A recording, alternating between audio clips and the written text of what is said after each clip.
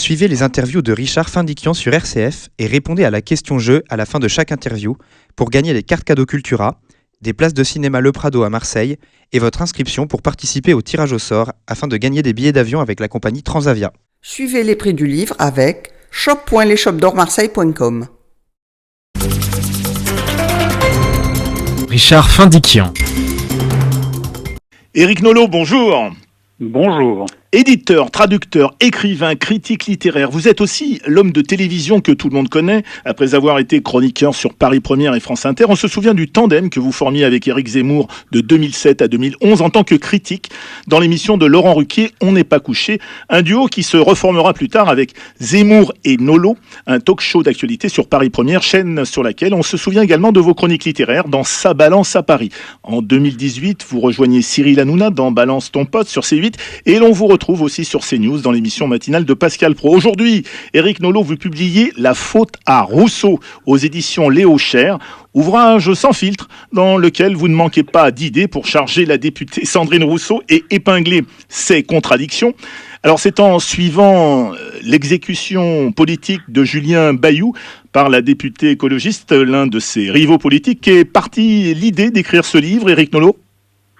Le cas de Sandrine Rousseau m'intéressait avant, mais j'avoue que j'ai été estomaqué par l'épisode Bayou. Je le rappelle en deux mots. Sandrine Rousseau est venue sur un plateau de télévision expliquer le plus calmement du monde que Julien Bayou était un prédateur sexuel qui poussait les femmes au suicide. En disant qu'il y avait une enquête en cours, une enquête journalistique. Or, tout ça s'est révélé absolument faux. Ça a fait pchit, comme on dit. Même la cellule de répression au sein des écolos, des violences sexuelles et sexistes, n'a même pas pu statuer sur le sujet. En attendant, Monsieur Bayou et sa carrière sont cuits. Et c'est une technique qu'elle a beaucoup utilisée, Madame Sandrine Rousseau, pour éliminer ses adversaires politiques, en tout cas ses rivaux au sein du parti, soit le mensonge, soit la manipulation, soit d'autres méthodes tout aussi peu ragoûtantes. Donc ça m'a donné envie d'aller voir de plus près, d'abord son cas à elle, qui est très intéressant, mais évidemment ce qui m'intéresse c'est le symptôme, c'est ce qu'elle représente. Oui, alors vous dites que c'est quelqu'un qui, sous couvert de causes très nobles, est une carriériste sans merci. Elle est le portrait, dites-vous, d'une imposture politique et intellectuelle. Oui, le cynisme n'est pas l'apanage exclusif de Madame Rousseau, le carriérisme non plus, mais s'abriter derrière des causes aussi importantes que les violences faites aux femmes ou la situation des femmes en général, je trouve ça particulièrement écœurant. Ça m'a vraiment indigné. Et puis ensuite, j'ai trouvé que Sandrine Rousseau partage son nom avec Jean-Jacques Rousseau, mais c'est pas vraiment le même niveau intellectuel. Elle est quand même spécialiste des bourdes, des approximations, des hérésies intellectuelles. Il y en a qui sont parfois comiques. Elle est quand même vice-présidente d'université. Elle a un rapport à la langue française qui est un peu distendu.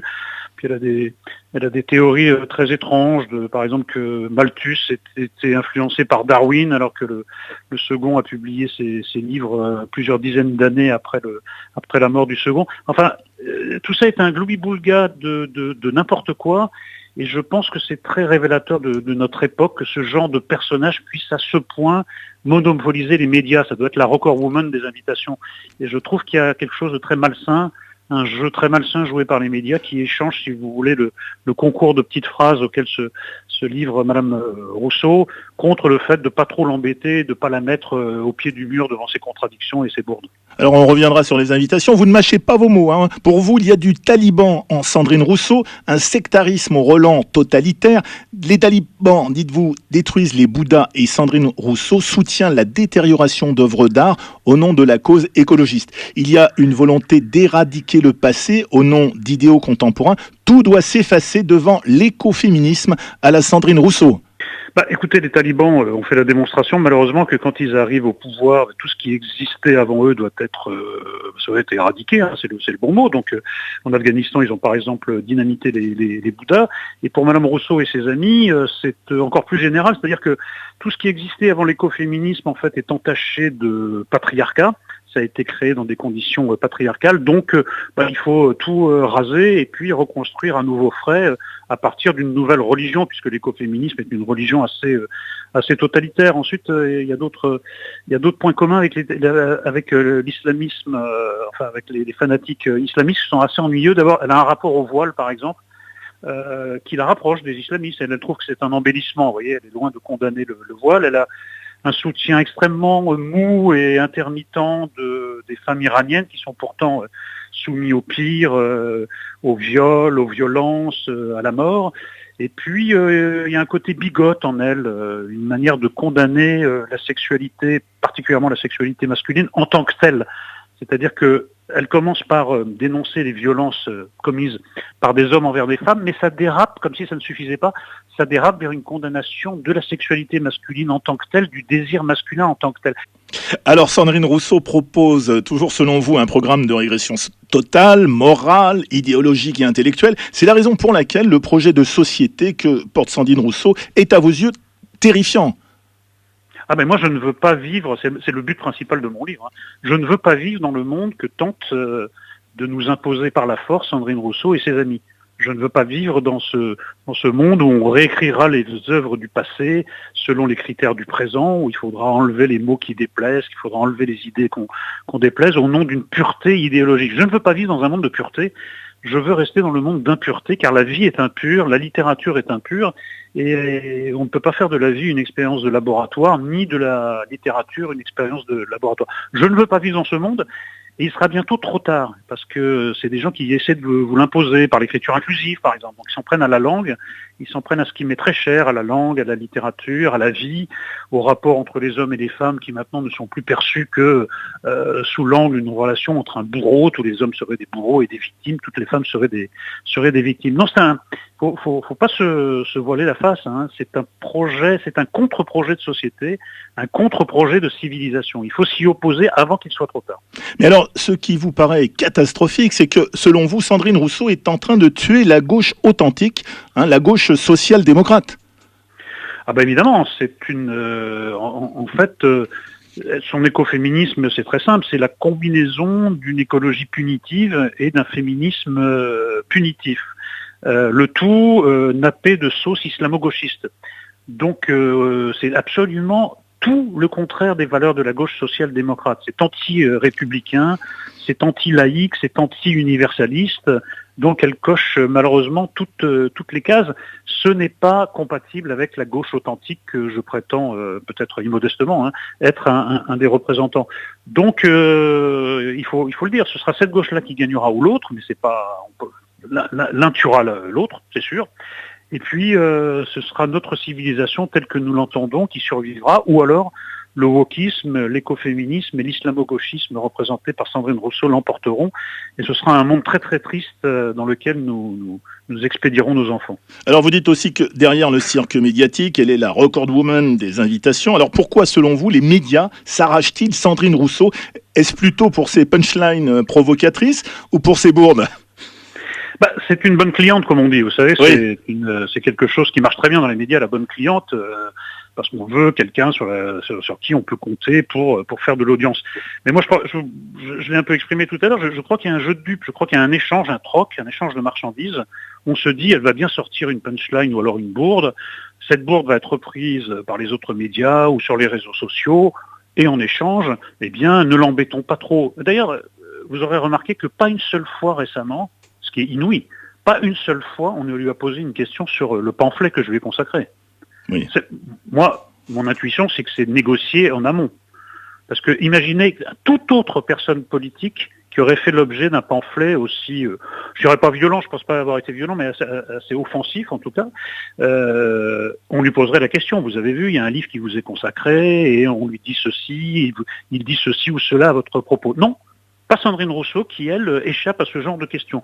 Écoutez, je demande qu'à être démenti par les faits, mais j'ai l'impression que ça fait partie d'un accord, d'un marché de dupes, pour reprendre cette expression. D'ailleurs, vous lui avez lancé une invitation à venir débattre avec vous, hein, sur une antenne, je crois. Et vous avez reçu une réponse de sa part ? Non, évidemment je pense qu'elle refusera parce que je suis factuel. Elle ne pourra pas s'opposer aux faits. Je pense qu'elle aurait énormément de mal à se défendre. La seule réponse d'elle que j'ai obtenue, c'est « ça me fait bouger un ovaire, ça me touche un ovaire sans faire bouger l'autre ». Donc là, vous avez une sorte d'illustration de l'élégance de la femme française qui a fait notre réputation à travers les siècles. Donc je trouve que ça complète Le tableau, moi, l'image de la femme, ce n'est pas celle que renvoie Sandrine Rousseau.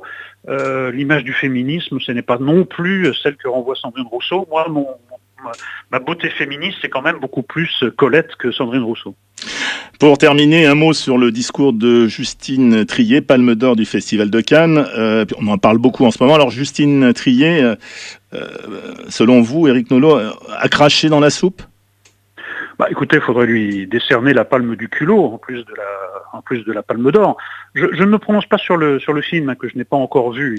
Il a peut-être ses mérites. Il faut juger sur pièce. Moi, je ne juge pas a priori. Mais simplement, quelqu'un qui représente le cinéma français, qui, d'ailleurs, je m'en félicite, qui est le grand bénéficiaire de l'exception française, grâce au soutien, mais vraiment sans faille, des pouvoirs publics, nous sommes le seul cinéma européen qui a résisté à la déferlante d'Hollywood.